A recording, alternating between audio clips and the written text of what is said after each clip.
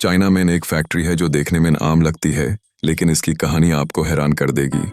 हर रोज यहाँ ट्रक्स आते हैं, लेकिन इनमें अनोखा सामान होता है। पुराना और सधा हुआ मांस, अलग अलग जानवरों का बचा हुआ मीट, जो सस्ते दामों में खरीदा जाता है।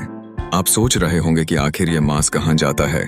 यह सच है कि यहाँ ये सिर्फ कचरा समझा जाता है, लेकिन इससे कुछ खतरनाक तरीके से इस्तेमाल किया जाता है। ये जानकर आपका पेट घूम जाएगा। इस बचा हुआ मांस को बरसी मशीन्स में डालकर पेसा जाता है, जहां इसमें केमिकल मिलाया जाता है। यह केमिकल्स इस मांस को खतरनाक तरीके से बदल देते हैं और फिर इसे कंटेनर्स में बैंड किया जाता है। अजीब बात यह है कि इसके बाद यह मांस खाद बना दिया जाता है, जो फिर फार्मर्स को बेचा जाता है। यह खाद सब्जियों और फ्रूट्स के लिए होता है, जिसे हम स्वादिष्टता और सेहतमंद समझकर खाते हैं।